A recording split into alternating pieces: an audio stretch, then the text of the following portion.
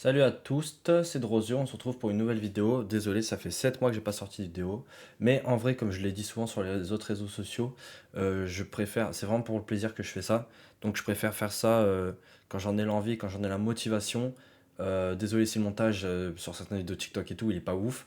Mais en vrai, je m'en fous parce que c'est comme ça que j'ai décidé de faire. J'ai décidé je préfère parler et avoir un mauvais montage, mais au moins d'exprimer ma passion, ce que j'aime, tout ça, ce qui m'intéresse.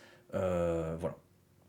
Par contre, du coup, cette fois, vous allez peut-être reconnaître, je suis sur Canva parce que je me suis dit, euh, je vais essayer un nouveau truc en mode, je vais faire un montage avant la vidéo, et comme ça, quand je rec, donc maintenant, j'ai les images en même temps, j'ai le texte en même temps, donc c'est peut-être plus simple, plus sympa, plus simple, plus fluide, je sais pas, on verra.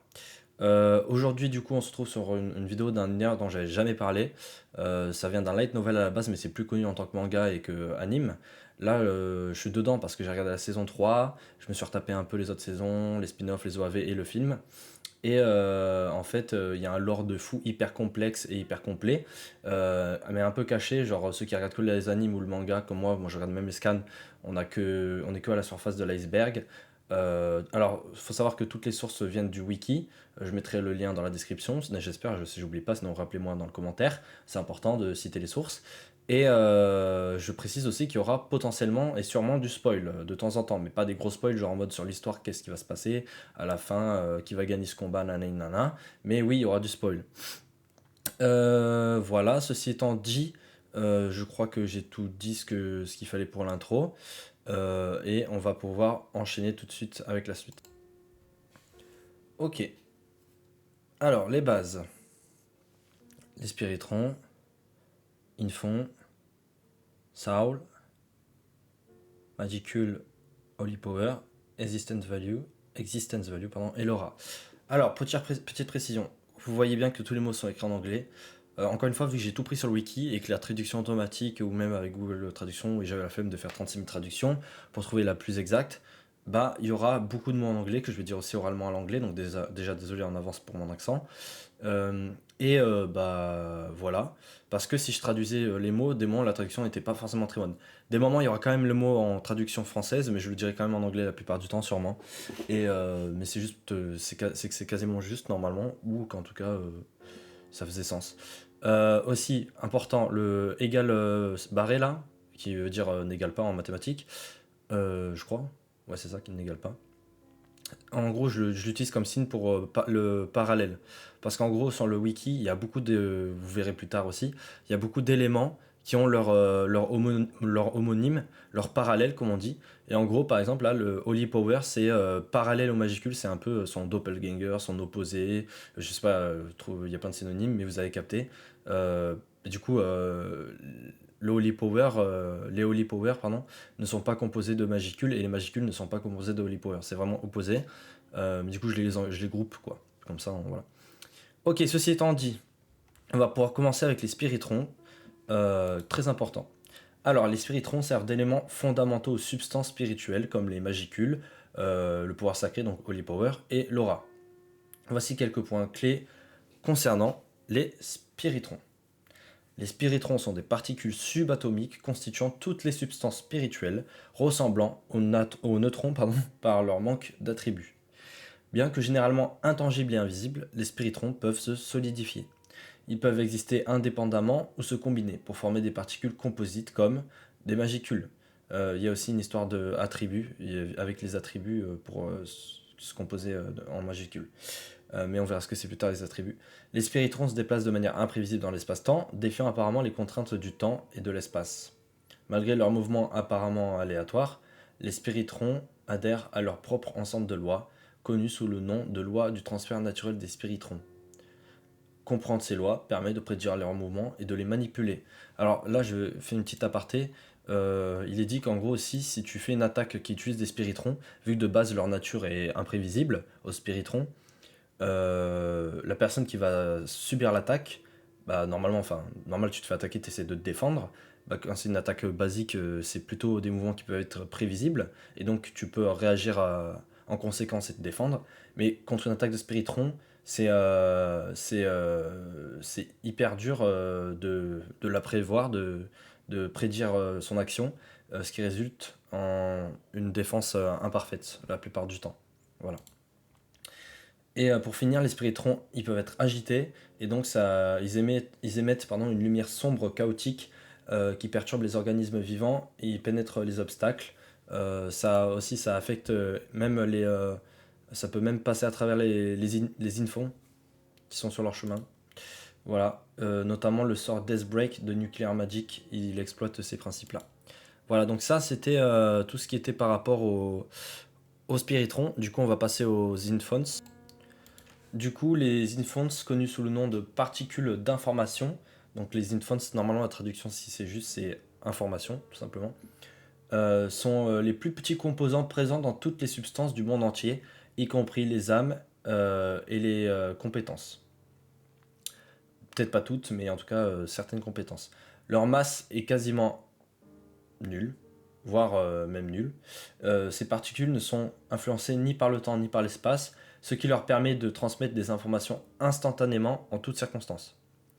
Observer les infants est une tâche difficile et généralement réalisable uniquement dans des conditions spécifiques, comme dans l'estomac de Rimuru, le protagoniste, ou dans une prison infinie. La capacité de modifier, combiner ou éliminer des compétences, des skills, présente une forme limitée de contrôle des infants. Interagir directement avec eux nécessite une nature numérique, digital nature, on verra plus tard ce que c'est, précisément, c'est important, une condition préalable au mouvement dans le monde arrêté. Pardon, j'ai oublié un mot. Et constitue une condition préalable au mouvement dans le monde arrêté. Je me disais, c'était bizarre. Voilà, donc ça, c'est les infants. On a vu les deux plus gros éléments, les deux éléments slash particules, slash énergie, tout ça, les plus présents dans le monde, qui sont dans plein d'autres éléments importants à la suite. Donc voilà, on va voir maintenant l'âme. Alors l'âme, il y a beaucoup de choses à dire. Déjà, une âme sert d'essence fondamentale à tous les êtres, représentant leur moi fondamental et la source d'énergie de toutes les entités vivantes. Leur composition. Alors, l'aspect le plus intérieur de l'âme est connu sous le nom d'ego. Il agit comme une longueur d'onde d'intention et de volonté. Autour de l'ego se trouve un super amas de infants, qu'on appelle le noyau du cœur, ou corps de pensée. Voilà. Il fonctionne du coup ce noyau du cœur comme un conteneur pour l'ego et un dispositif d'enregistrement des informations.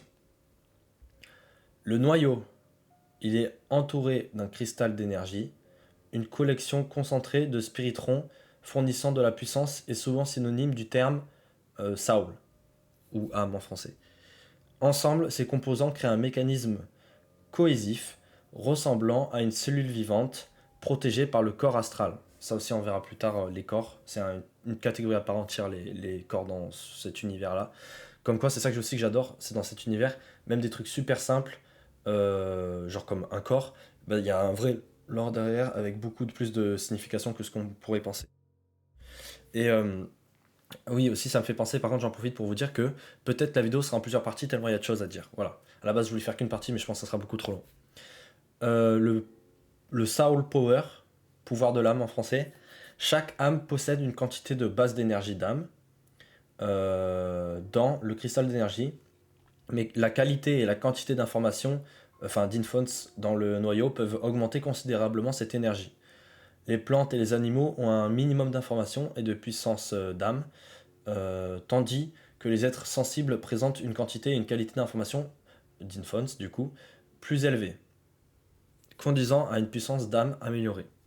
Ce pouvoir de l'âme alimente des capacités, les skills, tels que les skills et la magie, agissant comme source d'énergie pour tous les organismes vivants.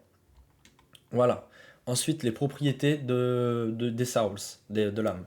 Généralement, l'énergie et les compétences provenant de l'âme résistent aux influences extérieures qui peuvent les voler, bien que dans des conditions spécifiques, un tel vol soit possible. Les éléments enracinés dans le noyau sont sauvegardés et ne peuvent être retirés à leurs propriétaires légitimes. Des connexions temporaires d'âme peuvent se produire si les corps astraux se touchent, permettant aux capacités d'affecter les entités enracinées dans l'âme avec le consentement des âmes impliquées. Longueur d'onde de l'âme. Chaque âme émet une longueur d'onde d'âme unique à partir de son noyau, reflétant la personnalité d'un individu. La fréquence appelée couleur peut évoluer et influencer les traits et la croissance d'un individu. Les démons, par exemple, donnent la priorité à la couleur dans leur société, lui attribuant une importance. On a même la description de chaque couleur.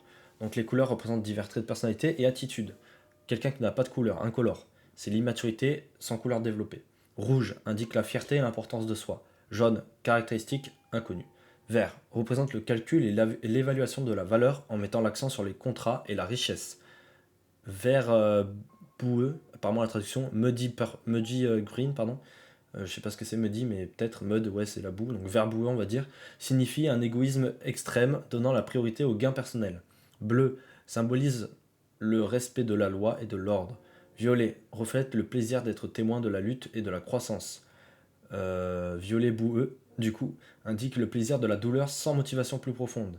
Blanc, caractéristique inconnue, et noir représente des valeurs aberrantes ou des individus imprévisibles ne correspondant pas aux autres catégories de couleurs.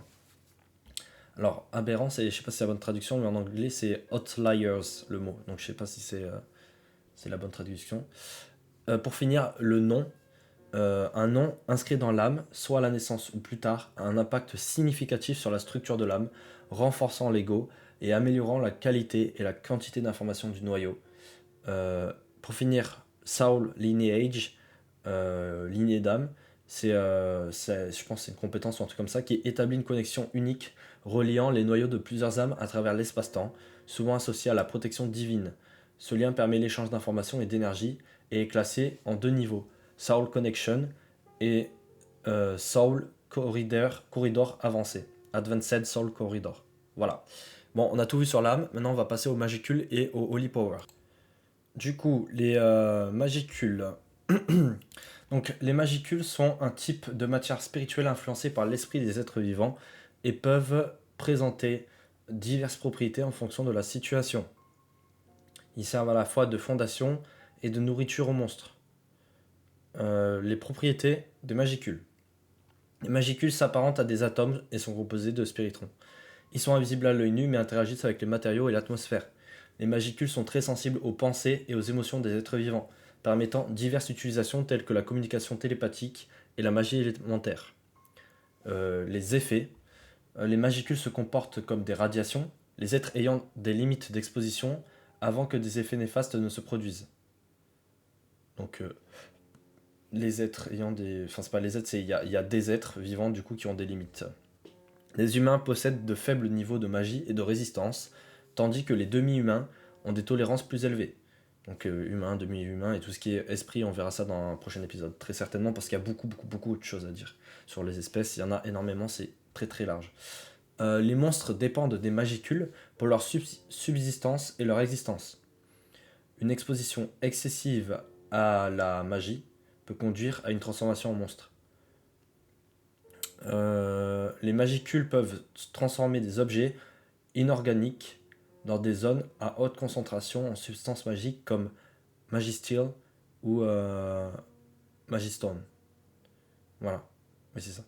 Ces objets peuvent se remodeler en fonction des pensées et posséder des propriétés magiques, pouvant potentiellement évoluer en monstres, comme un golem. Les compétences. Les compétences se manifestent lorsque le pouvoir et le désir s'alignent, transformant les magies en compétences. Les compétences peuvent être liées à la maîtrise d'un art, on verra aussi ce que c'est plus tard, ou à des désirs forts, diminuant de façon permanente la capacité magique. Ok, du coup, le Holy Power maintenant. Alors, Holy Power représente une forme d'essence spirituelle qui s'oppose aux Magicules. Il sert de principale source d'énergie aux entités saintes et est utilisé dans la magie sacrée, la Holy Magic. Les propriétés. Holy Power possède des propriétés purifiantes capables de guérir les blessures et de dissiper les malédictions. Étant l'antithèse des Magicules, le pouvoir sacré et les Magicals s'apparentent à la matière et à l'antimatière, où le positif Holy Power et le négatif Magicals s'annulent mutuellement. Cela rend le pouvoir sacré toxique pour les créatures démoniaques qui dépendent des Magicals pour survivre, tels que les Magins et les Magical Beasts, bêtes magiques, qui sont encore une fois des espèces qu'on verra plus tard. Ok, donc l'existence value, ou la valeur d'existence, représente l'énergie donc les Magicals, le Holy Power, le Magic Power, l'aura, etc. Présente à la fois dans le corps et l'âme d'une personne ou d'un objet. Après, est-ce qu'un objet peut avoir une âme, c'est une autre question. Les points existentiels. Tempest a créé une jauge objective et numérique de la valeur d'existence, donc de la existence value, connue sous le nom de Existence Point, point d'existence, en exploitant les capacités analytiques précises du petit monde de Rameris, Small World. Ce système sert de base à leur système de classement interne. Cette méthode constitue une alternative améliorée et raffinée aux mesures de base employées par l'Empire, by the Eastern Empire. Je sais pas, l'Empire Orient, ils disent en français, c'est peut-être ça. Voilà, il n'y a pas grand chose à dire de plus sur l'existence value. Ok, du coup, l'aura. Alors, l'aura, c'est un champ d'énergie émis par les êtres vivants émanant naturellement de leur corps à des degrés divers. Les propriétés. L'aura est une substance spirituelle qui exerce une influence physique sur les individus et les objets. Il est émis spontanément par tous les êtres vivants, mais un entraînement est nécessaire pour l'utiliser efficacement. Au combat, l'aura peut améliorer les attributs physiques, tels que la force, la vitesse et la résilience, qui est en anglais resilience. Ok, je sais pas ce que ça représente dans le combat, peut-être l'endurance, peut-être la résistance, je sais pas. En fonction de la quantité et de la qualité de l'aura présente chez une personne et de sa capacité à la contrôler. L'aura peut également amplifier les performances de l'équipement au-delà des capacités normales, ce qui entraîne des exploits extraordinaires sans l'aide de la magie ou des compétences. L'esprit combatif ou fighting spirit, c'est un élément clé du battle wire, donc d'une bataille je pense. C'est une forme d'art générant de puissante attaque physique qui ressemble à des effets magiques. Les pratiquants qualifiés peuvent imprégner leur esprit combatif de leur adversaire, provoquant des dommages internes ou une incapacité en fonction de l'intensité. Il peut contrer les effets magiques de potions et entraver les capacités de régénération reposant sur les magicals. Pour les entités spirituelles composées d'énergie pure, cette interférence peut être particulièrement dangereuse, mettant en danger leur structure fondamentale. La combinaison de l'esprit combatif et des magicules donne naissance à des techniques mêlant aspects physiques et magiques, connues sous le nom de Mystic Arts, d'art mystique. L'évaluation de la force de l'aura d'une créature donne un aperçu de sa puissance ou de son niveau de menace. Les systèmes de sécurité dans les établissements humains sont souvent conçus pour répondre à des signatures d'aura spécifiques, généralement associées aux monstres, indiquant des qualités uniques distinguant diverses auras parmi différentes créatures ou individus. Bien sûr, il y a plusieurs types d'aura, donc je vais vous les lister. Il y a le Divine Key, le Key divin, qui est émis par les Divine Natures, les natures divines.